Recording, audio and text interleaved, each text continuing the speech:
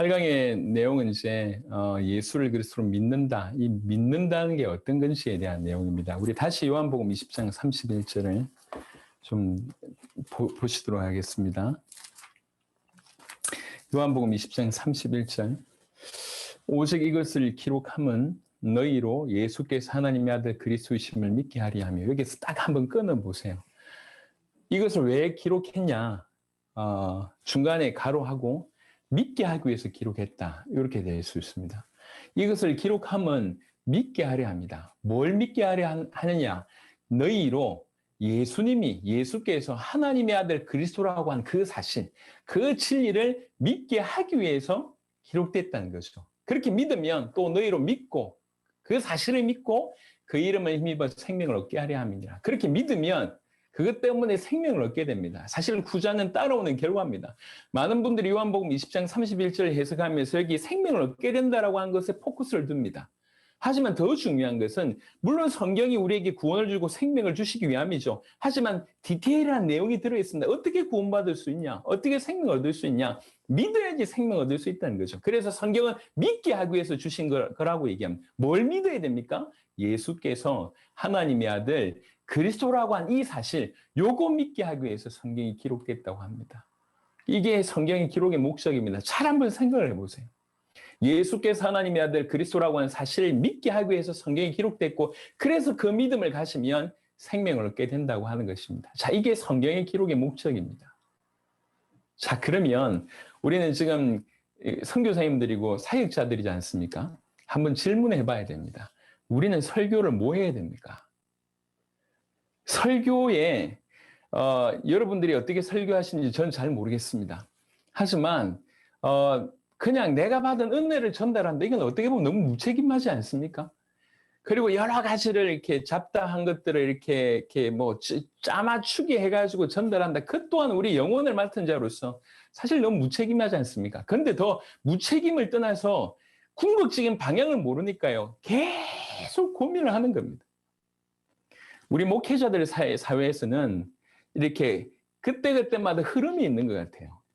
그러니까 그때그때마다 유행하는 프로그램이 있는 것 같습니다. 그래서 목회자들 중에는 다수가 굉장히 많은 정보를 이렇게 쌓아둔 분들이 많이 있습니다.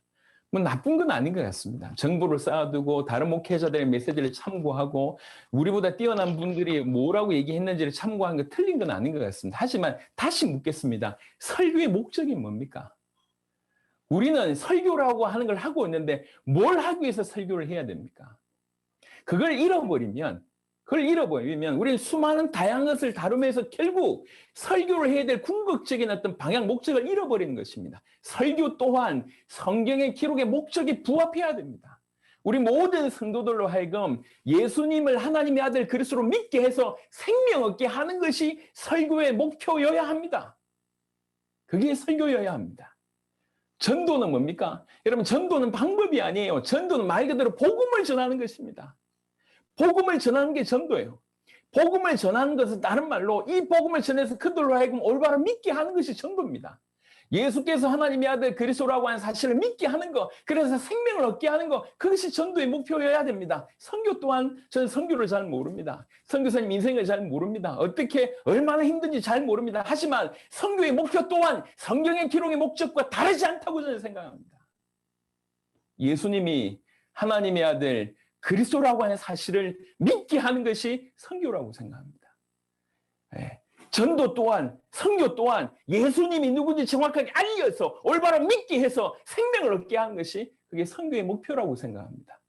우리의 설교도, 전도도, 선교도, 양육도, 제자 양육도 모든 부분들도 마찬가지입니다. 우리 교회에서 수많은 영혼들을 양육합니다. 양육의 목적이 뭡니까? 도대체 어디까지 양육해야 됩니까? 제자 교육은 뭘 해야 됩니까? 모든 것이 성경의 기록의 목적과 부합해야 됩니다. 예수님이 하나님의 아들 그리스도라고 하는 사실을 알고 믿게 해서 생명을 얻게 하는 것.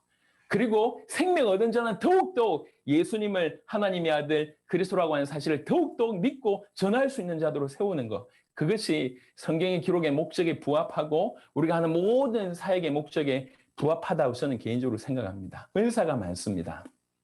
뭐 방언하는 은사부터 시작해서 많은 은사가 있는데요. 그 은사는 목적을 잃어버린다고 하면 틀린 겁니다. 여러분, 이제 차제의 말씀을 좀 드리겠습니다. 성령의 다양한 역사가 있다고 생각합니다. 인정합니다. 성령의 다양한 열매가 있다고 생각합니다. 인정합니다. 하지만 성령이 궁극적으로 하시는 일이 뭡니까? 성령이 궁극적으로 하시는 이 성령의 다양한 이 프리즘이 워낙 넓기 때문에 뭐 우리가 일일이 다 얘기할 수 없지만 성령이 어떤 분인지 가장 정확하게 말씀하신 분이 예수님이십니다. 예수님은 성령을 요한복음 14장, 요한복음 16장, 15장에 이렇게 얘기했습니다. 그가 또 다른 보혜사인데 그가 오시면 나를 증언할 것이다. 그가 오시면 진리 가운데로 인도할 것이다. 그가 오시면 내가 말한 모든 것을 생각나게 하실 것이다.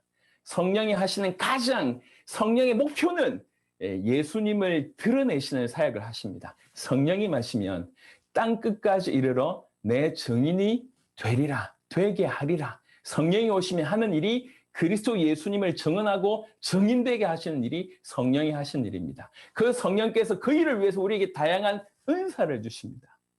이 은사가 방향을 잃어버리면 정 다른 얘기를 하게 됩니다. 실컷 방언받고 나서 정말 복음하고 전혀 상관없는 얘기를 합니다.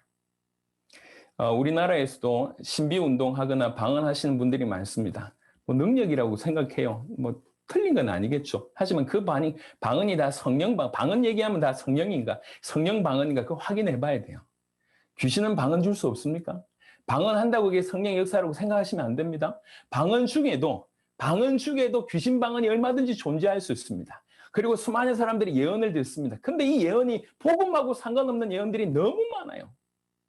우리나라에 기도 많이 하는 권사님들 중에 예언의 은사 있는 분들이 많습니다. 그리고 심지어는 죄송합니다. 거의 기독교 점쟁이 비슷하게 행동하는 경우들이 많습니다.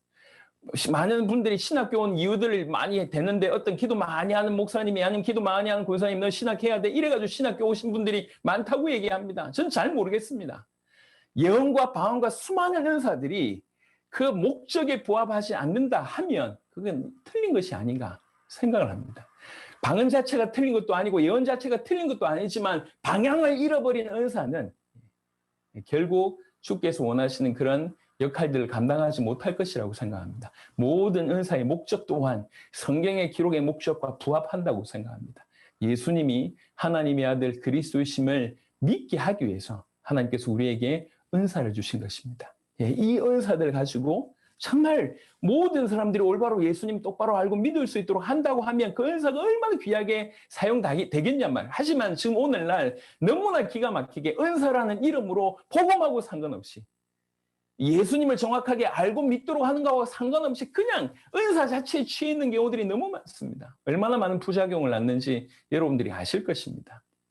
그 은사 받기 위해서 얼마나 많이 기도합니까? 그렇게 많이 기도하는데도 불구하고 방향이 다 달라요. 할 얘기가 사실은 너무 많습니다. 근데 하나 놓치니까 다 놓쳐버린 거예요.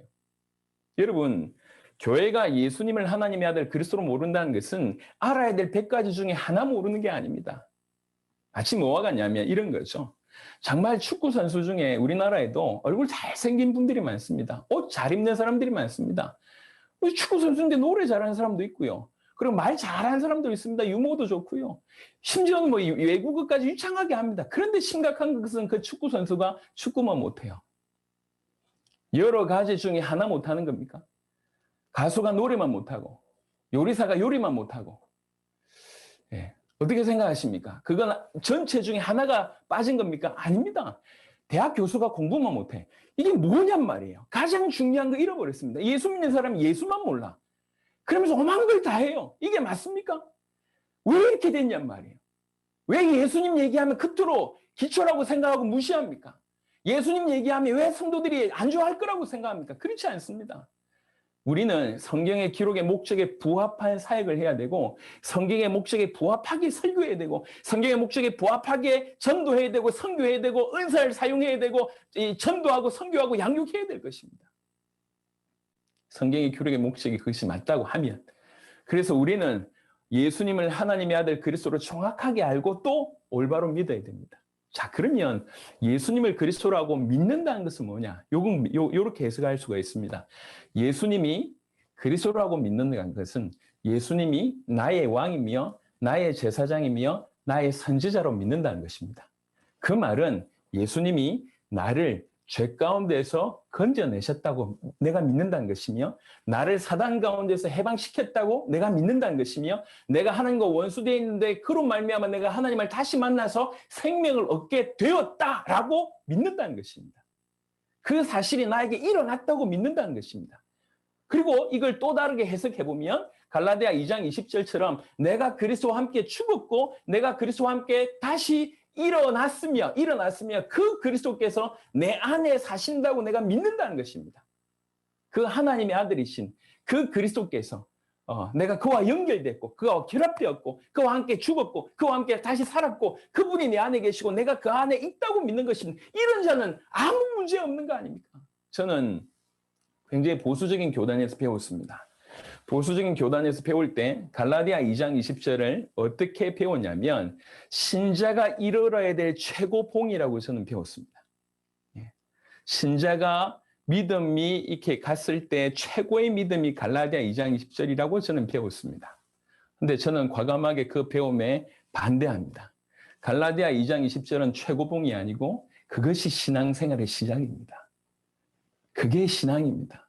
그가 나와 함께 계시고 내가 그와 함께 있고 내가 그리스도와 함께 죽었고 그게 시작인데 이건 최고봉일 수가 없습니다. 이게 신앙입니다. 이게 시작입니다.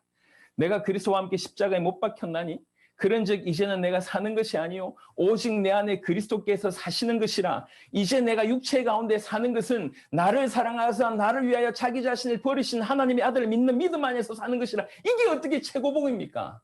그러면 이게 최고봉이라고 하면 그 밑에는 도대체 어떤 신앙을 얘기하는 것입니까? 무슨 신앙을 얘기하는 겁니까? 우리가 믿는다고 얘기하는 것은 바로 이것입니다. 그리스도께서 사단을 이기시고 죄를 해결하시고 하나님 만난 길을 여셔서 그가 지금 내 안에 계시는 나의 주인으로 계신다고 내가 믿는 것입니다. 그래서 나는 이미 죽은 존재고 내가 그리스도와 함께 새로운 피조물이 됐고 오직 내가 지금 사는 것은 나를 위해서 사는 것이 아니라 더 이상 육신을 위해서 살지 않고 더 이상 나를 위해서 살지 않고 나를 위해서 죽으신 그분을 위해서 사는 것, 이것이 신앙생활의 시작입니다. 이게 신앙입니다. 그래서 그렇게 되면 아무것도 문제가 되지 않는다고 믿는 것입니다. 예수님을 그리스도로 믿으면 갑자기 내가 부자 된다. 그 얘기가 아닙니다. 모든 문제가 끝났다는 얘기는 내가 예수님을 그리스도로 믿으면 갑자기 부자가 되고 갑자기 병이 낫고 갑자기 모든 사람들하고 화해하게 되고 갑자기 적이 하나도 없어지고 모든 만사형통이 된다. 그 의미가 아닙니다. 예수님이 나의 그리스도이시면 하나님이 내 안에 계시다고 하면 세상은 전혀 변함이 없고 여전히 어려운 가운데 있지만 그 모든 것도 더 이상 문제가 되지 않는다고 하는 차원입니다. 다윗이 하나님을 잘 믿고 나서 문제가 사라진 게 아닙니다. 사는 동안 계속 문제가 됐지만 다윗은 이렇게 고백합니다. 여호와는 나의 목자시니 내가 부족함이 없으리로다. 이렇게 고백했습니다. 여러분, 요셉이 하나님과 함께 있음으로 형통했다고 얘기했습니다. 형통했다는 얘기는 문제가 안 일어났다는 얘기가 아닙니다. 형통했다고 고백할 때에, 그렇게 성경이 얘기할 때에 요셉의 상태는 노예 상태였습니다. 감옥 안에 있는 상태였습니다. 그때 하나님이 함께 하심으로 형통했다라고 표현했습니다. 문제가 안 일어난다는 측면에서의 형통이 아니에요. 수많은 문제가 일어났지만 그 문제가 아무것도 안 된다. 문제가 되지 않는다는 의미로서의 형통입니다. 주님과 함께 계시기 때문에. 하나님과 함께 계시기 때문에. 빌립보서 4장 13절은 가장 곡해되어 있는 성경 구절 중에 하나입니다. 내게 능력 주신 자 안에서 내가 모든 것을 할 수 있느니라. 이거 가지고 적극적인 사고방식이라고 얘기합니다. 어떻게 그거를 그렇게 얘기하는 것도 기가 막힌데 그게 그렇게 받아들여지는 것도 참 기가 막힙니다. 이거는 적극적인 사고방식이 아닙니다. 내가 꿈꾸는 대로 된다. 그 말이 아니에요. 왜 이걸 해석을 그렇게 합니까? 우리가 열심히 그리스도 예수 이름으로 올바로 생각하고 꿈꾸면 된다. 내가 말하는 대로 된다. 그 얘기가 아닙니다. 이 얘기는. 내가 뭐든지 할 수 있다는 얘기는 내가 뭐든지 될 수 있다. 그 얘기가 아닙니다. 4장 11절부터 보면 내가 궁핍함으로 말하는 것이 아니니라.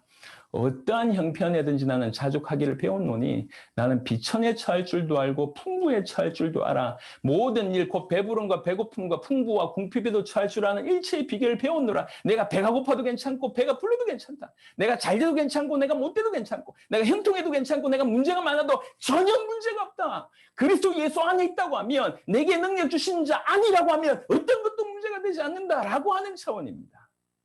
그게 바울의 인생이었습니다. 여러분 아시듯이 바울이 얼마나 고난당했는지 고린도후서 11장 같은 데 보면 쭉 나오지 않습니까? 얼마나 많은 어려움을 당했는지 알고 있습니다. 그런데 뭐라고 얘기합니까? 내게 능력 주신 자 안에서 내가 모든 것을 할 수 있다. 이거 적극적인 사고방식입니까? 내가 꿈꾸는 대로 된다, 말하면 된다, 이 얘기입니까? 아닙니다. 왜 성경을 그렇게 곡해하는지 모르겠습니다. 그리스도 예수 안에 있으면 어떤 것도 문제가 안 된다는 겁니다. 그리스도 안에 있으면 그와 함께라고 하면 내가 배부른 곳에 있어도 배고픈 곳에 있어도 내가 풍부에 있어도 내가 비천에 있어도 내가 형통해도 그렇지 않다 할지라도 내가 병중에 있어도 내가 돈이 없어도 내가 감옥에 갇혀도 내가 죽게 돼도 내가 핍박을 당해도 전혀 문제가 되지 않는다라고 하는 뜻입니다. 예수님이 나의 그리스도라고 하면 예수님이 실제로 나를 죄 가운데에서 내 모든 죄를 도말하셨고 나를 사단의 손아귀에서 건져내셨고 그로 말미암아 내가 하나님을 만나서 영원의 생명을 얻게 되고 그것도 부족한데 그것도 하면 그것도 충분한데 그 그리스도 예수께서 실제로 나와 함께 계시다고 하면 어떤 것도 문제가 되지 않는다라고 하는 뜻입니다. 이게 예수님을 그리스도로 믿는다고 하는 뜻이에요. 믿는다. 그래서 여러분 이제 그 다음 얘기를 좀 하기 전에요. 여러분 사실 이 믿음이 지금 성도들 가운데 참 찾기가 힘듭니다. 제가 이 얘기를 좀 할까 말까 고민하면서 좀 하는데 오늘 이 8강의 내용이 약간 좀 위험합니다. 선들이 약간 이렇게 간당간당합니다. 어떻게 보면 너무 좀 극단적인 얘기 아니냐 싶을 정도의 내용들이 좀 있을 건데요. 예, 마음문 닫으셔도 괜찮습니다. 들어보시기 바랍니다. 교회 안에 있는 많은 사람들이 기도를 많이 합니다. 이건 좋은 것 같아요. 근데 제가 이제 과테말라의 레닌 목사님을 데리고 이제 불국사를 갔습니다. 큰 절을 보여주고 불국사에 이제 이렇게 시주하는 데 가니까 이 종이가 하나 있더라고요. 아니 책이 하나 있어요. 거기에 이제 뭔가를 적더라고요. 소원을 비는 거였습니다. 레닌 목사님이 이게 뭐냐고 물어보길래 소원 비는 거라고. 그런 내용을 좀 읽어달라고 하니까 읽어드리니까 고개를 다 끄덕거려요. 그래놓고 과테말라 가서 설교한 걸 제가 들었습니다. 기독교인이나 불교나 똑같구나. 그냥 소원이 똑같아. 하나님께 구하는 것도 부처한테 구하는 거나 하나님께 구하는 것이나 똑같은 수준이라는 거예요. 똑같은 수준. 그러니까 이제 대상만 다를 뿐이지 그냥 이렇게 문제 해결을 구하는 겁니다. 여러분 뭔가 기도해서 응답받는 거 좋습니다. 좋은데요. 지금 어떻게 생각하는 게 문제냐면 그렇게 기도하는 그들의 믿음이 좀 중요한 겁니다. 기도하는 행위나 기도하는 자세를 얘기하는 것이 아니라 그렇게 기도하고 있는 그들의 믿음을 보자는 거죠. 주는 그리스도시요 살아계신 하나님의 아들이시라는 얘기는 내가 다 이루었다라고 하는 것이 나에게 성취된 겁니다. 그가 끝내셨다고 했고 그 끝내심이 나한테 이루어진 겁니다. 그렇죠? 그러면 내 모든 문제가 끝난 사람은 더 이상 자기를 위해서 살 필요가 없습니다. 그래서 예수님께서 누구든지 나를 따르려거든 제일 첫 번째 조건이 자기를 부인하라라고 얘기합니다. 이 자기를 부인하는 것은 나를 죽이는 수준의 얘기가 아닙니다. 내가 죽었다고 믿는 것입니다. 내가 죽었다고 믿으면 더 이상 내가 나를 위해서 살 필요가 없어요. 마태복음 6장에 너희는 먼저 그 나라와 그 의를 구하라라고 얘기하면서 뭐 먹을까 뭐 입을까 뭐 마실까 구하지 마라. 너희에게 있어야 될까 하나님이 아신다. 그러니 너희는 먼저 그 나라와 그 의를 구하라고 분명히 마태복음 6장에 얘기했습니다. 구원받은 자는 자기를 위해서 사는 자가 아닙니다. 자기를 건져내신 주를 위해서 사는 자입니다. 그 말은 그가 내 모든 문제를 끝내셨다고 믿는 자입니다. 그가 나를 사단의 손아귀에서 죄 가운데서 하나님 떠난 가운데서 이 인간의 모든 근원적인 문제 가운데서 나를 건져내셨고 모든 인생의 문제 가운데 나를 건져내신 분이라고 내가 믿는 것입니다. 내 문제가 끝났다고 믿는 것입니다. 어떤 것도 문제가 되지 않는다고 믿는 것입니다. 그 믿음이 출발입니다. 근데 오늘날 기도하는 그 많은 기도자들에게는 뭐가 남아있냐면 아직 받아야 될 게 많다고 남아있다는 거죠. 내 모든 문제가 끝났다고 믿지 않는다는 거죠. 그래서 뭔가 더 얻어내야 되고 더 받아야 된다고 생각하니까 요것만 하고 있습니다. 끝났다고 믿지 않는 사람은 끝내려고 삽니다. 끝났다고 믿지 않는 사람은 예수 이름으로 그 문제를 끝내려고 합니다. 언제 끝납니까? 죽어야지 끝납니다. 그 말은 일평생 내 모든 문제가 끝났다고 믿지 않으면 일평생 이걸 끝내려고 사는 인생이 되고 이걸 끝내려고 사는 인생은 자기를 위한 인생입니다.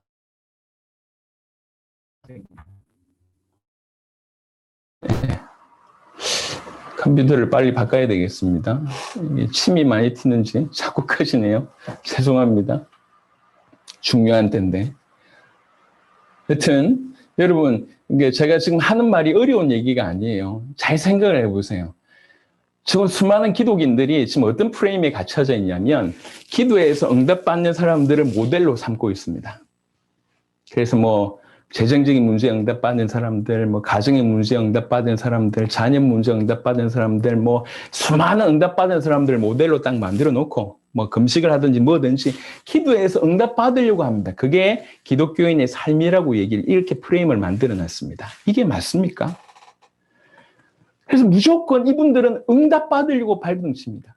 응답받으려고 발버둥 치는 건 나쁘지 않은데 그 이면을 들여다봤을 때 이미 끝났다고 하는 믿음이 없으면 예수 이름을 이용해서 자기를 위해서 사는 사람이 되는 겁니다. 이건 신앙이 아니에요. 신앙은 그가 내 모든 문제를 끝났다고 믿고 내가 그를 위해서 사는 것이 신앙이지 내 문제를 위해서 이 복음을 끌어당기는 것은 신앙이 아닙니다. 그건 올바르지 않습니다. 여러분, 이게 우상숭배 수준입니다. 저밖에 우상들, 그 더러운 우상치고 잘생긴 놈 없습니다. 전부 더럽고 이상하게 생겼는데 왜 그 우상을 섬깁니까? 그 우상을 섬기면 그 우상이 내 문제 해결해 줄 것 같아서 내 소원 들어줄 것 같아서 그 우상 섬기지 않습니까?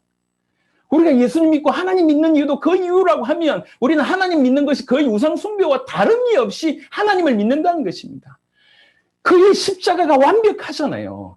그의 십자가가 충분하지 않습니까? 그가 나를 위해서 십자가를 지셨고 그가 나와 함께 계시다고 하는데 우리는 이것이 크게 보여지지 않습니다. 여전히 그 그리스도의 십자가의 죽음을 이용해서 여전히 내 밥 먹고 사는데 이용하고 있다는 겁니다. 그건 복음이 아니에요. 끝났다고 믿고 사는 것이 복음입니다. 끝났다고 믿지 않은 사람은 끝내려고 사는데 결국 자기를 위해서 사는 거예요. 이건 예수의 복음, 예수의 십자가, 예수의 부활을 이용해서 자기 먹고 자기 사는데 이용하겠다는 겁니다. 마치 비유하자면 바퀴벌레 잡는데 미사일을 쏘는 것 같은 말도 안 되는 일을 지금 하고 있습니다. 쥐 잡는데 핵폭탄을 터뜨리는 것 같은 이 복음은 미사일 같고 이 복음은 핵폭탄 같은 너무너무 가치 있는 것인데 이것이 가치 없게 여겨지니까 내 먹고 살을 쏘고 있습니다. 이 말도 안 되는 일이 계속 벌어지고 있는 것이죠. 너무너무 안타깝습니다. 기독교인의 삶이 왜 이렇습니까? 여러분, 기도 많이 하는 것도 중요하고요. 응답 받는 것도 중요합니다. 하지만 더 중요한 것은 끝났다고 믿는 것입니다. 내가 다 이루었다. 그것이 나에게 성취됐다고 믿는 것입니다. 그 그리스도의 십자가가 완벽하다고 내가 믿는 것입니다. 그리고 그분이 나의 주인이라고 믿는 것입니다. 내가 그분을 따라가면 된다고 믿는 것입니다. 이런 사람은 자기 생활에 얽매이지 않습니다. 디모데후서에서 너희는 좋은 군사로 부르심을 받았다. 좋은 군사로 부르심을 받은 자는 자기 생활에 얽매이지 아니하나니 오직 자기를 부르신 그분을 기쁘시게 하는 자로 살아간다고 얘기합니다. 그게 좋은 군사의 정의입니다. 군인들 먹여주고 재워주고 입혀줍니다. 군인들이 먹을 거 입을 거 고민하지 않습니다. 나라만 지킵니다. 우리가 그렇게 부르심을 받았습니다. 그래서 너희는 먼저 그 나라와 그 일을 구하라고 얘기하면서 뭐 먹을까 뭐 마실까 뭐 입을까 염려하지 말라고 분명히 얘기하셨지 않습니까? 근데 우리는 어느덧 뭐 입을까를 고민하면서 예수님 해주세요. 뭐 마실까 고민하면서 예수님 이것도 해주세요. 지금 이러고 있습니다. 이게 잘 믿는 신앙. 그래서 그걸 위해서 열심히 기도하고 그걸 위해서 응답받는 것을 박수칩니다. 아이고 잘 믿는다면서. 그래놓고 그걸 모델로 만들었습니다. 수많은 사람들이 그렇게 쫓아갑니다. 이렇게 하면 돈이 모여요. 이렇게 하면 가정이 회복돼요. 이렇게 하면 교회가 부흥돼요. 이렇게 하면 뭐가 해결돼요. 이렇게 하면 이렇게 됩니다. 그 딱 만들어갖고 전부 그걸 위해서 하나님 나도 이렇게 해주세요. 저렇게 해주세요. 이렇게 하고 있습니다. 그러면서 적을 쫓아가게 만들었어요. 이런 프레임을 만들었습니다. 이게 사단의 작전입니다. 모든 것이 끝났다고 믿는 것이 예수를 그리스도로 믿는다는 것입니다. 우리 성도들에게 아니 우리 성도들이 예수님 잘 믿지라고 얘기할 때 점검을 해보세요. 기도 많이 하는 것이 중요하지 않습니다. 여러분 우리 성도들 중에 눈물을 흘리면서 기도 많이 하시는 분들이 있습니다. 그러면 물어보세요. 왜 오는지. 왜 오는지 물어보세요. 하나님의 은혜가 너무 감사해서 우는지 억울해서 우는지. 응? 왜 나는 응답 안 하십니까? 이러면서 우는지, 아니면 하나님 받은 사랑이 너무 감사해서 시마다 때마다 눈물이 나는지, 이건 다른 얘기잖아요. 전부 교회 안에 있는 사람들이 방향을 놓쳐버리니까 예수에 집중하지 못하고 이 땅에 사는데 어떻게든지 좀 도움되는 도깨비 방망이로 예수님을 이용하고 있으니까 신자의 삶이 너무 고단한 겁니다. 그러니까 지금 혐오라고 하는 표현을 쓸 만큼 성도들의 모습 속에서 하나님이 보이지 않으니까, 성도들의 모습 속에서, 교회의 모습 속에서 하나님이 보이지 않으니까 그렇게 지금 진탄받는 거 아닙니까? 몰라서 욕한다. 물론 그럴 수도 있습니다. 하지만 그동안에 우리의 삶이 지금 이렇게 드러나는 것입니다. 객관적으로. 예, 지금 우리는 회복해야 될 것은 우리가 기독교인이 힘을 모아서 어떻게 하자. 그것도 맞는데 복음 앞에 서야 됩니다. 예수님이 그리스도라고 하는 그 복음, 그 예수님을 정확하게 알고 믿는 대로 돌아가는 것 말고는 방법이 없습니다. 그가 내 모든 문제를 끝내셨구나, 그의 십자가가 완벽하구나라고 진실로 믿는 요 방법 말고는 답이 없습니다. 그래서 예수를 그리스도를 믿는 믿음이 뭔지를 잘 정의하시길 바랍니다. 요한일서 5장 1절에 보면 예수를 그리스도로 믿는 자가 하나님께로부터 난 자다라고 되어 있습니다. 이제 사실 이 구절은 요한복음 1장 12절과 연결해서 제가 많이 쓰는데요. 27강 할 때도 제가 말씀을 드렸습니다. 영접과 영접기도는 다른 겁니다. 영접기도 한다고 영접되는 게 아닙니다. 예, 요한복음 1장 12절은 누구든지 예수 이름을 영접하는 자, 곧 그 이름을 믿는 자들에게는 하나님의 자녀가 되는 권세를 주셨다라고 되어 있습니다. 그래서 하나님의 자녀가 되는 이 방법, 이 조건이 뭐냐? 영접하는 것이다 라고 얘기해서 영접, 그 말은 맞는데 그러면서 영접 기도를 시킵니다. 그러면서 영접했다고 얘기합니다. 이건 사단이 만드는 기가 막힌 작품입니다. 영접 기도한다고 영접되는 게 아닙니다. 물론 영접 기도하는 중에 진실로 영접하는 사람들이 소수 있기는 합니다. 하지만 영접 기도했다고 영접되는 게 아닙니다. 여러분, 영접 기도한 사람들 중에 왜 이렇게 교회를 안 나온 사람들이 많고 교회를 나왔음에도 불구하고 이토록 변화되지 않을까요? 영접한 게 아니라 영접 기도한 것 때문에 그렇습니다. 그럼 중요한 거는 영접이 뭐냐는 거죠. 뭐가 영접입니까? 요한복음 1장 12절과 요한일서 5장 1절은 똑같은 저자입니다. 사도 요한이 쓴 겁니다. 똑같은 말을 얘기하고 있습니다. 하나님의 자녀가 어떻게 될 수 있냐? 하나님께로부터 난 자가 하나님의 자녀 되는 방법이고, 즉 구원받는 조건입니다. 그래서 요한복음 1장 12절 영접하는 자, 곧 그 이름을 믿는 자라고 설명했고, 요한일서 5장 1절은 예수께서 그리스도이심을 믿는 자라고 설명했습니다. 이미 들으셨겠지만 조금 풀어내면 그 이름을 믿는 것이 영접입니다. 영접의 의미는 그 이름을 믿는 것입니다. 그 이름을 믿는 게 뭐냐면, 이름이라고 하는 것은 구약과 신약의 배경을 볼 때에 이름은 그 사람의 존재를 뜻합니다. 존재 전체를 나타내는 것이 이름입니다. 그 사람의 본질이 뭔지를 이 이름이 얘기합니다. 그래서 예수 이름을 믿는다고 하는 것은 예수라고 하는 사람의 존재, 예수라고 하는 사람의 본질을 믿는다고 하는 것입니다. 그게 그 이름을 믿는 것입니다. 즉 정리하면 영접한다는 것은 그 이름을 믿는다는 것이고, 그 이름을 믿는다는 것은 예수라고 하는 존재가 어떤 존재인지 믿는다는 것입니다. 즉 그 예수가 하나님의 아들 그리스도라고 하는 사실을 믿는 것, 이것이 그 이름을 믿는 것이며 이것이 영접입니다. 요한복음 1장 12절과 요한일서 5장 1절로 연결시키면, 그래서 영접하는 자 곧 그 이름을 믿는 자들에게 하나님의 자녀가 되는 권세를 주셨으니라고 하는 이 표현의 다른 말은 예수께서 그리스도심을 믿는 자마다 하나님께로부터 난 자니라고 하는 표현입니다. 이게 영접의 의미입니다. 어떻게 우리가 구원받을 수 있냐? 예수께서 그리스도이심을 믿을 때, 즉 영접할 때 구원받을 수 있다는 것입니다. 그래서 하나님께로부터 난 자는 구원받은 자다. 구원이 뭔가? 여러분, 구원의 정의 사실 굉장히 포괄적입니다. 우리가 신학에 들어가면서 구원론을 배울 때 구원의 서정에 관한 얘기를 쭉 배우지 않습니까? 참 공부하기도 어려웠던 부분인데요. 그 구원의 서정에 관한 내용들이 많습니다. 하지만 이건 구원의 서정입니다. 구원 전체에 일어나는 겁니다. 하지만 좁은 의미로, 협의의 의미로 구원의 정의가 뭡니까? 구속하다는 것은 어떤 상태에 빠져 있는 것을 값주고 건져내다는 뜻입니다. 그게 구속이고 그게 구원입니다. 지금 중요한 것은 어디에 빠져있다가 우리가 건짐을 받냐는 거죠.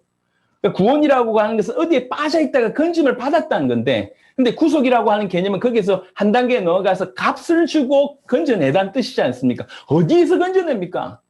좁은 의미로서의 구원을 이렇게 정의할 수 있습니다. 사단 가운데 빠져있고 죄 가운데 빠져있고 하나님을 떠나 사망 가운데 빠져있지 않습니까? 여기서 건져내는 것이 구원의 좁은 의미로서의 정의라고 할 수가 있습니다. 사단에게서 해방되는 것이며 죄 가운데 건짐받는 것이며 하나님 떠나서 사망 가운데 있는 자가 하나님을 만나는 것입니다. 그래서 사단에게서 해방된 골로새 1장 13절에 그가 우리를 흑암의 권세에서 건져내사 그의 사랑의 아들의 나라로 옮기셨으니 이것이 구원입니다. 로마서 8장 1절부터 2절에 그러므로 이제 그리스도 예수 안에 있는 자에게는 결코 정죄함이 없나니 이는 그리스도 예수 안에 있는 생명의 성령의 법이 죄와 사망의 법에서 너를 해방하였습니다. 이것이 구원입니다. 요한복음 14장 16절 17절 내가 아버지께 구하겠으니 그가 또 다른 보혜사를 너에게 주사 영원토록 너희와 함께 있게 하리니 그는 진리의 영이라 세상은 능히 그를 받지 못하나니 이는 그를 보지도 못하고 알지도 못함이라 그러나 너희는 그를 아나니 그는 너희와 함께 가시니 또 너희 속에 계시겠습니다. 하나님 떠나 있는 우리가 사망 가운데 있던 우리가 그리스도 예수 이름으로 말미암아 하나님을 만나고 그 하나님께서 우리 속에 우리와 함께 계심 이것이 구원입니다.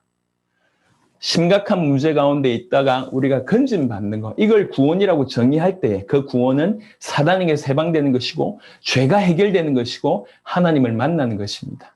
그 구원의 서정은 우리가 부르심부터 시작해서 쭉 있지 않습니까? 그건 구원의 서정이라고 얘기할 때, 구원의 여정이라고 얘기할 때 좁은 의미로 구원을 그냥 핵심적인 구원의 정의만 한다고 하면 어디서 빠져있는데 건져낸다.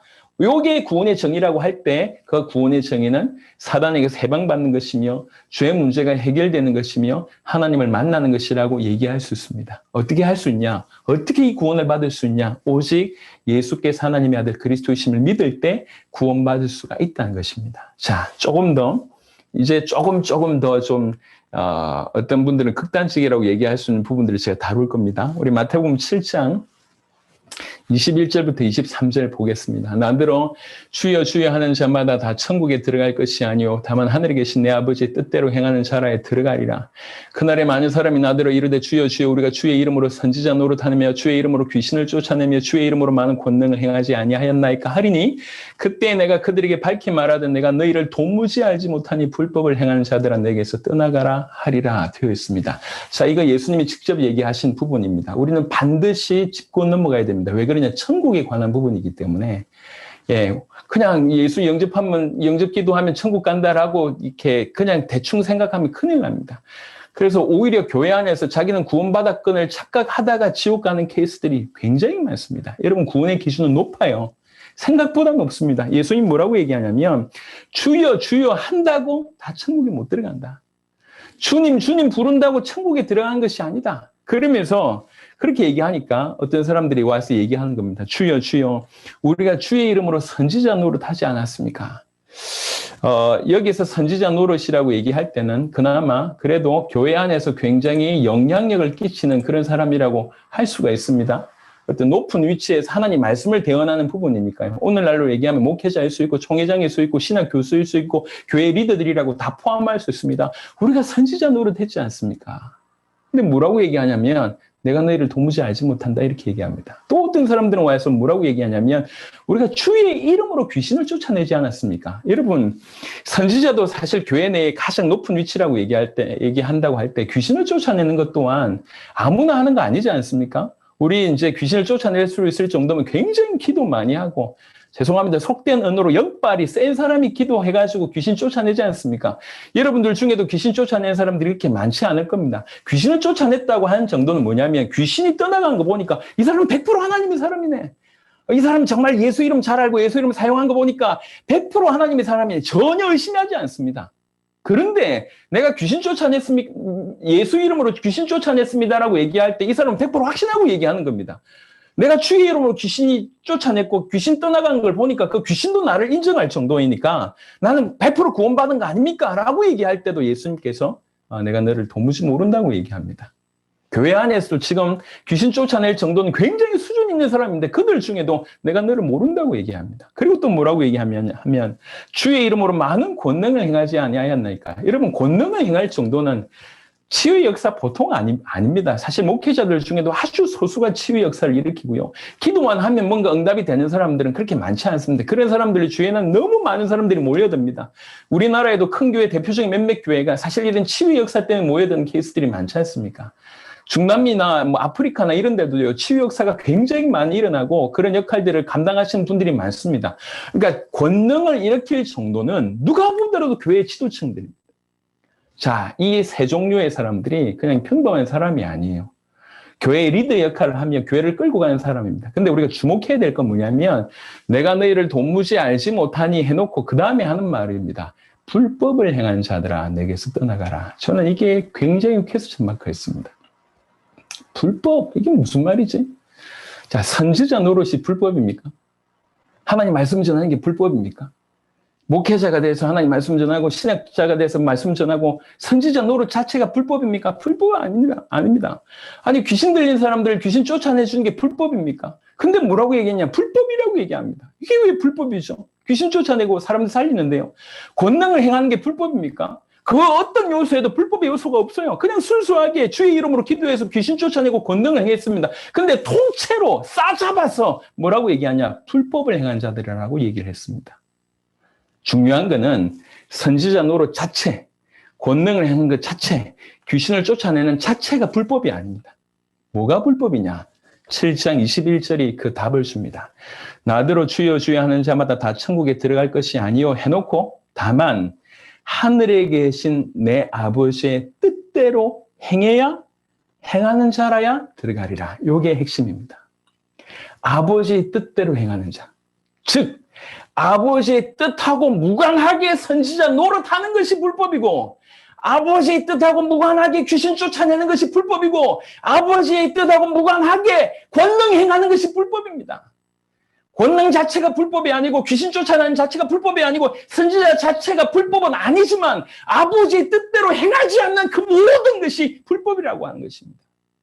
우리는 지금 선지자들 박수치고 목사님들 막 박수치고 선교사들 막 박수치고 귀신 쫓아내면 열광하고 권능 행하면 너무 좋아하고 100% 하나님의 사람이고 저 사람 따라가면 어떻게 될 것 같은데 성경은 아주 명확한 잣대로 아버지의 뜻대로 행하지 않는 그 모든 것이 불법이다. 심지어 귀신을 쫓아내는 것이라도 불법이고 권능을 행하는 것이라도 불법이고 하나님의 말씀을 전하는 선지자 노릇이라고 해도 아버지의 뜻하고 무관하다면 불법이라는 겁니다. 굉장히 중요한 말입니다. 그러면 아버지의 뜻이 뭡니까? 성경은 아버지의 뜻에 대해서 여러 가지 얘기를 하고 있습니다. 굉장히 모호하기도 하지만 어떤 면에서는 굉장히 선명한 부분이 있습니다. 예수님께서 특별히 이것이 아버지의 뜻이다라고 언급한 구절이 있는데 한번 보시도록 하겠습니다.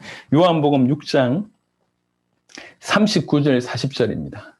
요한복음 6장 39절 40절 나를 보내신 이의 뜻은 아버지의 뜻을 얘기하면서 본인이 그것 때문에 왔다고 얘기합니다. 나를 보내신 이의 뜻은 내게 주신 자 중에 내가 하나도 잃어버리지 아니하고 마지막 날에 다시 살리는 이것이니라. 또 내 아버지의 뜻은 아들을 보고 믿는 자마다 영생을 얻는 이것이니 마지막 날에 내가 이를 다시 살리리라 하시니라. 성경에 기록된 그 수많은 아버지의 뜻은 요 두 구절 안에 요약되어 있다고 볼 수 있습니다. 40절에 내 아버지의 뜻은 아들을 보고 믿는 자.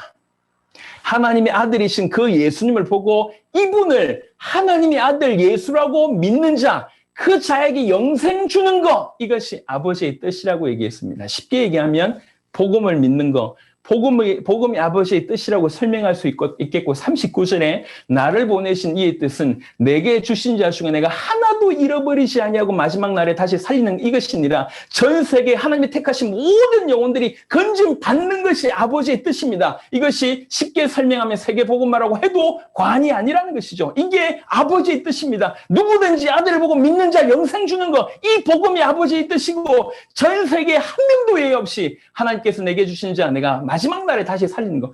모든 영혼들, 하나님께서 택하신 모든 영혼들이 구원받게 하는 세계복음화가 아버지의 뜻인 겁니다. 이게 하나님의 뜻입니다. 이 뜻과 무관하게 선지자 노릇하고 이 뜻과 무관하게 귀신 쫓아내고 이 뜻과 무관하게 권능 행하는 것이 그게 불법입니다.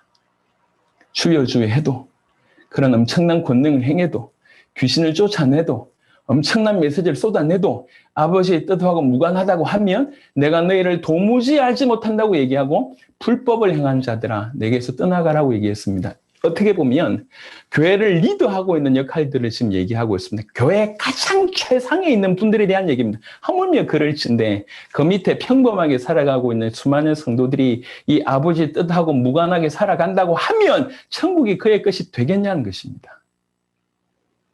천국의 문제입니다. 영원히 걸려있는 문제입니다. 영혼이 걸려있는 문제입니다. 아주 우리는 진중하게 알아야 돼요. 그래서 우리 모든 성도들, 우리 모든 목회자들, 모든 선교사님들이 다 하나 돼서 이 아버지 뜻 안에서 올바로 믿을 수 있도록 해야 됩니다. 이게 우리의 감당해야 될 역할이라고 생각합니다. 이 정도 저는 기준이 높다고 생각합니다. 혹여 이 말씀에 부담되실 분들이 틀림없이 있을 거라고 생각합니다. 그래서 제가 마음문 닫고 들으시라고 얘기하는 겁니다. 어떤 면에서는 굉장히 극단적일 수 있습니다. 자, 또 조금 더 나아가 보겠습니다. 조금 더 극단적일 수 있습니다. 하지만 이건 제가 여러분에게 질문을 던지기 위함이고요. 우리가 구원의 기준을 얼마나 낮췄는가에 대한 한번 좀 절실하게 깨달아 봤으면 좋겠다고 하는 것입니다. 자, 이런 사람 구원받았을까요? 한번 생각을 해봅시다. 하나님의 말씀을 철저하게 지키는 사람, 주일 열심히 지키는 사람, 11조 빼먹지 않고 율법을 열심히 지키고 성경 열심히 하고 그리고 일주일에 한 이틀 정도는 금식하고 그 금식한 걸 가지고 뭐 예배를 이렇게 헌신하고 이런 사람이 있다고 칩시다. 교회 안에서. 자, 이런 사람 구원받았을까요? 네, 제가 얘기했던 이 사람은 바리새인입니다. 바리새인의 예를 제가 말씀을 드렸습니다. 율법을 잘 알고 율법을 잘 지키고 안식일을 열심히 지키고 일주일에 2-3번 금식하고 그 금식한 걸로 이제 이렇게 구제하는 사람들입니다. 그런데 복음 모르는 사람이에요. 그런데 지금 교회 안에 만약 이런 사람이 있다고 하면 굉장히 칭찬받을 겁니다. 복음 모르면서 안다고 사실은 안다고 하지만 정확하게 계시 아까 말씀드렸던 그 계시와 상관없이 그냥 이렇게 열심히 사는데 이런 사람들은 그냥 구원받았다고 생각할 것입니다. 그런데 그렇지가 않습니다. 바리새인들의 모습이 그렇고요. 유대인들이 그렇습니다. 자, 우리 논란이 되고 있는 부분인데요. 사도행전 10장 1절부터 2절 한번 보겠습니다. 여기 한 인물이 나옵니다. 고넬료라고 하는 사람인데요. 가이사랴에 고넬료라 하는 사람이 있으니 이달리아 부대라 하는 군대의 백부장이라. 그가 경건하여 온 지방과 더불어 하나님을 경외하며 백성을 많이 구제하고 항상 하나님께 기도하더니라고 되어 있습니다. 자, 요 상태. 제가 지금 질문을 하고 나서 이게 정답입니다라고 얘기하면 앞으로 이제 저의 메시지를 가지고 뭔가 흠집을 내려고 하는 사람들한테 틈을 줄 수 있으니까 얘기는 안 하겠습니다. 그래서 질문으로 얘기해 보겠습니다. 지금 이 상태가 구원받은 상태일까요? 논란이 많습니다. 신학적으로도. 하지만 질문해 봅시다. 이 상태가 구원받은 상태일까요? 경건하고 온 지방과 더불어 하나님을 경외하고 백성을 많이 구제하고 하나님께 항상 기도하던 사람입니다. 이 상태 구원받은 자일까요? 질문을 해보자고요. 우리 하나님께서 이 사람이 기도에 응답하셔서 베드로를 보냅니다. 그리고 베드로를 통해서 그리스도의 복음을 듣게 됩니다. 그리고 나서 성령이 임하시게 됩니다. 언제 구원받았을까요? 그렇다고 하면, 제가 지금 틈을 안 주기 위해서 대답을 안 합니다. 그렇다고 하면, 사도행전 1장, 10장 1절과 2절의 이 고넬료의 상태는 구원받은 상태일까요? 다르게 질문해 보겠습니다. 이 상태와 신앙 좋은 바리새인과 이렇게 차이가 있습니까?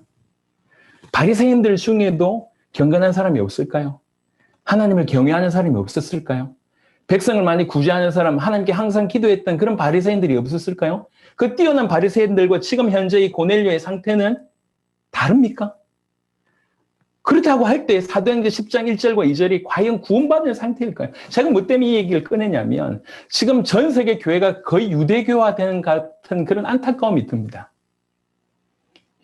신앙 좋다고 하는데 가장 본질적인 성경을 주신 목적을 놓쳐버린 듯한 걸 많이 느끼게 됩니다. 그냥 여러 가지 알아야 될 것 중에 하나로 예수님 알면 되지 이 정도만 생각하고 있습니다. 너무 안타깝습니다. 유대인들이 하나님을 섬기고 경외하는 거하고 별반 차이가 없는데 오히려 교회 안에서는 지금 칭찬 듣고 있는 것 같아요. 그래서 제가 이런 질문을 던집니다. 이 상태가 구원받은 상태인가? 다른 말로 이런 상태가 지금 요 고넬료의 요 모습이 지금 교회 안에 있다고 하면 과연 칭찬 듣겠는가? 칭찬 듣지 않겠. 제가 볼 때 요 사람이 이 고넬료가 10장 1절과 2절의 상태인 요 고넬료가 지금 교회 안에 있다고 하면 굉장히 인정받고 정말 이 구원받은 사람의 어떤 표상이라고 얘기할 것 같습니다. 근데 진중하게 생각해 봐야 됩니다. 구원받았을까요? 제가 구원받았을까라고 퀘스천 마크를 던진 겁니다. 실제로 신학적으로 논란이 많습니다. 하지만 신학적인 논란에 저는 관심이 없습니다. 구원의 기준이 너무 떨어뜨려져서 이 정도 사람도 너무 확실하게 구원받았다고 착각하고 있는 교회 풍토, 그것에 대한 얘기를 지금 던지는 겁니다. 조금 더 나아가서요. 좀 위험합니다. 사도행전 18장에 또 한 명의 인물이 등장합니다. 18장 24절부터 25절에 알렉산드리아에서 난 아볼로라 하는 유대인이 에베소에 이르니 이 사람은 언변이 좋고 성경에서 언변이 좋다고 얘기할 정도면 정말 말 잘하는 사람 같습니다. 성경에는 표현이 원래 부드럽습니다. 이렇게 단적으로 얘기하는 케이스들이 많지 않은데 성경에서 언변이 좋다고 표현할 정도면 정말 달변가인 것 같습니다. 그리고 성경에서 뭐라고 얘기하면 성경에 능통한 자래요. 얼마나 성경을 잘 알면 능통하다고 얘기합니다. 그리고 그가 일찍이 주의 도를 배웠다고 합니다. 그러면서 열심으로 예수에 관한 것도 알고 자세하게 말하며 가르친다고 합니다. 그런데 요한의 세례만 알따름이라. 이게 무슨 말입니까? 예수님에 관해서 열심히 알고 설명하고 있지만 성령의 세례를 주신 참된 그리스도라고 하는 부분들을 잘 몰랐다라고 해석할 수 있습니다. 여러분, 그 시대로 한번 돌아가 보자고요. 그 시대의 예수님에 관한 소문들은 쫙 퍼졌습니다. 이스라엘과 유대교의 배경을 가지고 있는 수많은 사람들한테 이미 예수님이 어떤 일을 하셨는지는 소문의 소문으로 다 알려져 있습니다. 이 알렉산드리아에 난 이 아볼로라고 하는 사람만 아는 것이 아니라 그 예수에 대한 소문, 이렇다더라 저렇다더라 이렇게 말씀하셨다 저렇게 행하셨다라고 하는 소문들이 이미 바닥에 퍼져 있습니다. 그 예수에 관한 소문을 듣고 그 예수에 관한 도를 들었는데 다만 요한의 세례만 알 따름이라 회개의 세례만 안다는 얘기죠. 성령의 세례는 모른다는 얘기입니다. 예수님께서 성령의 세례를 베푸실 그리스도라고 하는 사실을 100% 정확하게 몰랐다고 볼 수가 있습니다. 그래서 아볼로를 브리스가와 아굴라 사도 바울의 제자가 두 부부가 아볼로를 데려다가 가르칩니다. 그래놓고 사도행전 18장 28절에 보니까 완전히 바뀌어서 예수는 그리스도라고 전하는 인물로 변화됩니다.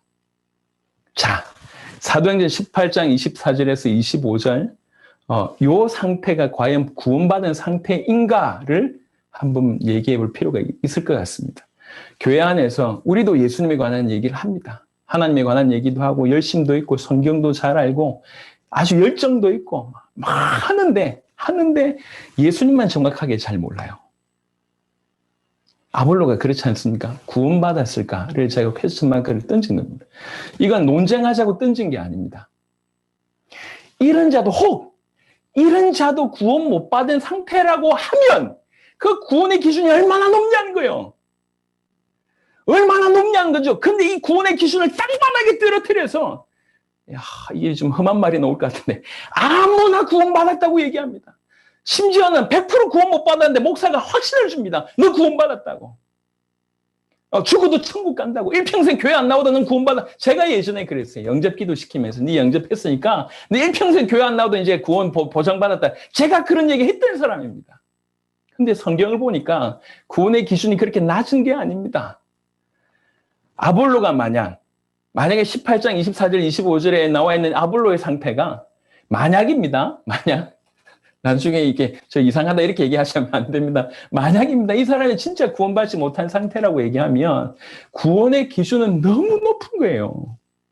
예수님을 그리스도로 믿는다는 얘기는 너무너무 놀라운 얘기입니다. 이게. 그런데 아무나 교회 좀 다니까 너 구원받았다. 영접기도 따라한 거 보니까 너 구원받았다. 헌금 좀 하는 거 보니까 너 구원받았다. 네가 직분자니까 구원받았다. 이러고 있다는 게 얼마나 놀라우냐는 얘기죠. 이게 지금 전 세계의 지금 문제입니다. 구원받았다고 치놓고 딴 얘기합니다. 딴 얘기. 예수 얘기 안 하고 복음 얘기 안 하고 세계복음화 얘기 안 하고 어떻게 하면 응답받을지 어떻게 하면 축복받을지 어떻게 하면 자녀 잘 키울지 어떻게 하면 부동산 어떻게 하면 정치 그 얘기만 하고 있습니다. 그게 지금 전 세계적인 문제입니다. 우리는 구원에 관해서 굉장히 날선 기준을 가지고 있어야 돼요. 성경은, 제가 볼 때 성경은 이렇게 얘기합니다. 예수님도 주여 주여 한다고 다 구원받지 못한다고 분명히 언급을 했고, 그 다음에 사도행전 10장에 고넬료의 상태를 보고 하나님께서 베드로를 붙이신 거 아닙니까? 이 갈급한 아볼로의 상태를 보고 브리스가 부부를 붙인 거 아닙니까? 그래서 저는 교회 내에서 구원받지 못한 수 있는 구원을 받았다고 착각하지만 사실은 그렇지 않을 수 있는 사람들이 다수 있다고, 그 중에 갈급한 자, 열심히 있는 자들도 구원하고 상관이 없을 수 있다고 아주 진중하게 한번 생각해 봅니다. 그래서 과연 지금 교회 내에 얼만큼의 사람들이 구원받았을까? 성도가 100명이라 하면 몇 % 구원받았을까? 저는 굉장히 부정적입니다. 그래서 제대로 복음 전해야 되겠다 한을 제가 가지고 있습니다. 정말로 생명 걸고 복음 전해야 되겠다. 제가 강단에서 계속 예수님이 그리스도 그 얘기만 합니다. 그 얘기만 합니다. 그 얘기만. 우리 교회 안에 구원 못 받은 사람이 있을 수 있다라고 하는 마음으로 계속 그 얘기하고, 구원받은 자는 올바른 믿음의 터 위에 서야 되지 않냐, 계속 그 얘기만 합니다. 왜 그러냐? 성경 전체가 목적이 그거니까 성경 전체를 통해서 계속 예수님 얘기, 예수가 그리스도이심을 얘기하는 겁니다. 진실로 예수를 그리스도로 믿으면 마태복음 16장 18절부터 19절을 보니까 엄청난 복을 주십니다. 제일 먼저가, 또 내가 너에게 이르노니 너는 베드로라 라고, 내가 이 반석 위에 내 교회를 세우리니, 반석이라고 표현하셨습니다. 여러분, 이게 천주교가 잘못 해석해가지고 베드로의 수익권을 여기서 주장하지 않습니까? 베드로가 반석이라고 얘기합니다. 물론 그 사람도 반석이다라고 얘기한 부분이 틀린 부분은 아닙니다. 하지만 진짜 반석은 뭡니까? 복음 자체가 반석입니다. 예수님이 하나님의 아들 그리스도다, 그 복음 자체가 반석이고, 또 이 복음을 믿는 믿음이 반석이고, 이 믿음을 가진 자가 반석입니다. 이 반석 위에 내 교회를 세운다고 얘기합니다. 그 교회는 음부의 권세가 이기지 못하리라고 성경은 얘기하고 있습니다. 제가 어제도 말씀드렸습니다. 원래 교회는, 반석 위에 세워진 교회는 음부의 권세가 이기지 못합니다. 예수님께서 건물을 얘기하면서 모래 위에 지은 집, 반석 위에 지은 집을 얘기했습니다. 모래 위에 지은 집은 풍파 왔을 때 무너진다고 얘기했습니다. 지금 교회는 반석 위에 지어졌습니까? 모래 위에 지었습니까? 뭘로 알 수 있냐면, 반석 위에 지은 교회는 음부의 권세가 이기지 못한다고 얘기했습니다. 음부의 권세의 공격은 당연히 있죠. 하지만 음부의 권세가 이기지 못하는 교회가 반석 위에 지어진 교회입니다. 하지만 그렇지 않다고 얘기할 때 반석 위에 지어진 교회가 아니라는 거죠. 그래서 교회가 이렇게 문제가 많은 겁니다. 사단의 음부의 권세가 이기지 못한 교회가 아니라 이토록 사단의 공격을 많이 받는 사단의 놀이터가 된 교회가 돼버렸습니다. 왜 그렇게 목사님하고 장로님들하고 그렇게 많이 다툼이 있을까요? 왜 그럴까요? 왜 이렇게 교회 내에 그렇게 많은 아픔들이 있고, 죄송합니다. 극단적인 좀 이렇게 아주 밑바닥 언어로 한번 써보겠습니다. 상처 준 놈은 없는데 뭐 그리 상처받은 놈들만 그렇게 많습니까, 교회 내에? 전부 상처받은 놈들밖에 없어요. 왜 그렇습니까? 교회가 왜 그렇습니까? 하나님의 백성들이 모였다고 하는데 뭐가 문제입니까? 설교가 문제입니까? 행정이 문제입니까? 돈이 없어서 그렇습니까? 뭐가 문제입니까? 모자란 사람들이 모여서 그렇습니까? 많은 원인들 중에 하나일 수 있습니다. 하지만 진짜 원인은 어디 위에 서 있냐, 그 얘기입니다. 반석 위에 서 있는 교회에 음부의 권세가 이기지 못합니다. 우리 모든 교회가 반석 위에 서 있는 교회가 되게 해야 될 것입니다. 한 명 한 명에게 제대로 복음을 전하고, 한 명 한 명에게 바로 이 복음을 믿을 수 있는 믿음 가운데 설 수 있도록 우리는 해야 될 것입니다. 그래야지 이 교회는 음부의 권세가 이기지 못하는 교회가 될 것입니다.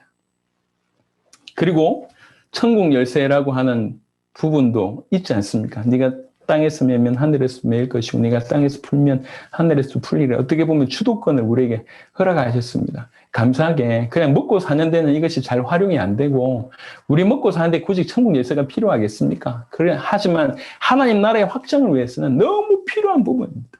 하나님 나라의 확장을 위해서, 전 세계 복음만 하기 위해서는 반드시 필요한 부분입니다.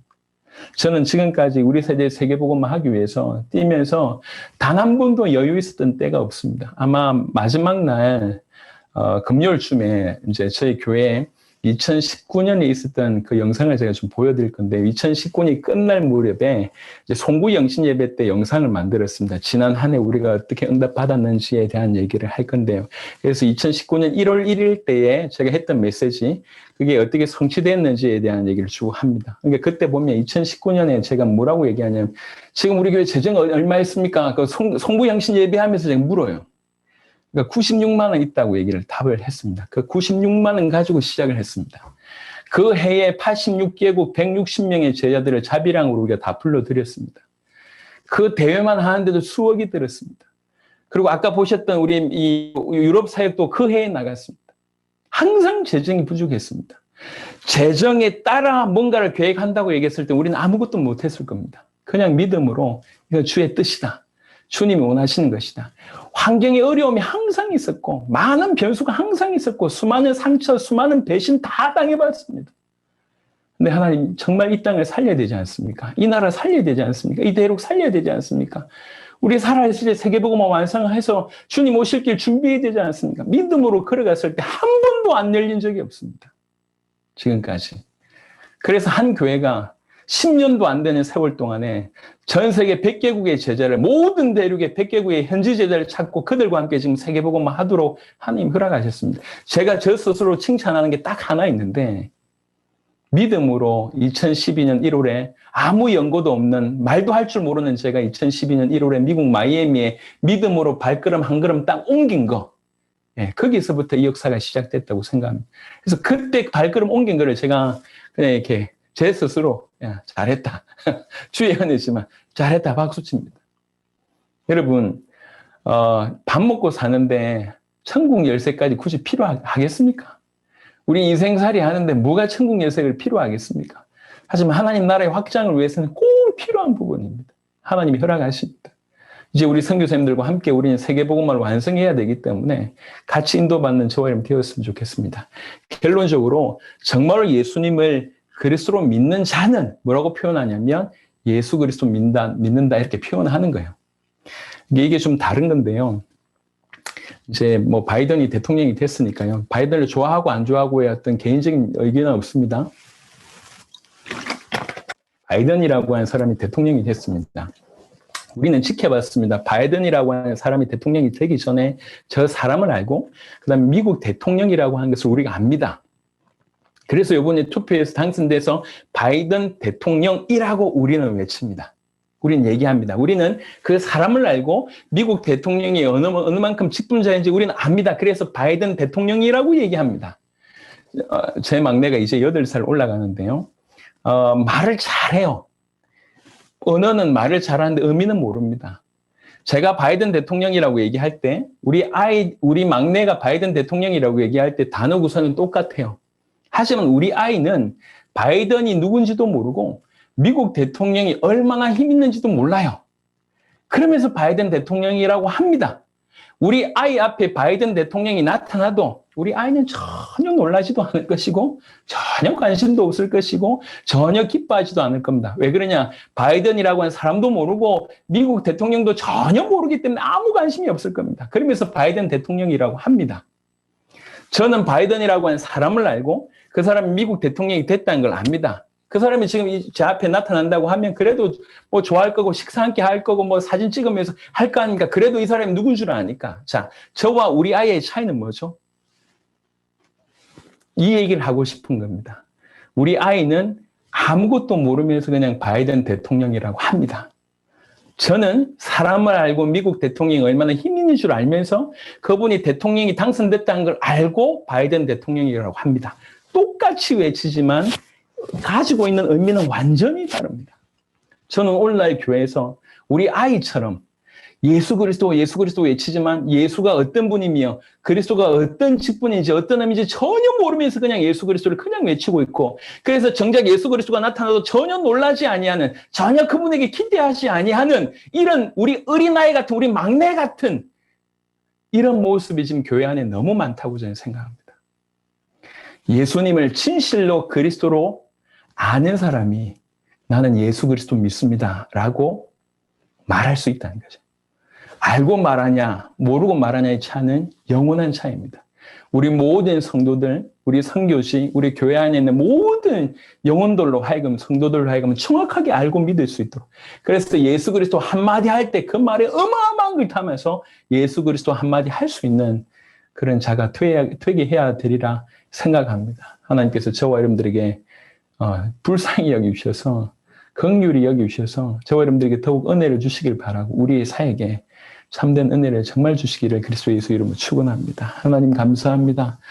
오늘 저녁에도 귀중한 선교사님들과 함께 당신에 대한 얘기를 할 수 있도록 축복하심을 감사합니다. 진실로 예수님 당신을 하나님의 아들 그리스도로 믿는 그런 믿음의 터 위에 설 수 있도록 역사하여 주옵소서. 우리에게 더욱 계시하여 주사 예수님을 하나님의 아들 그리스도로 진실로 믿고 이것을 전하는 그런 인생들이 다 되도록 역사하여 주옵소서. 떨어져 있는 예수 이름을 회복하고 예수가 그리스도라고 하니 복음을 전 세계에서 회복하고 정말 예수를 그리스도로 믿는 믿음을 회복하고 떨어져 있는 구원의 의미를 회복하며 전 세계를 살려내는 모든 선교사님들 될 수 있도록 축복하여 주옵소서. 감사를 드렸고 우리 주 예수 그리스도 이름으로 기도드렸습니다. 아멘.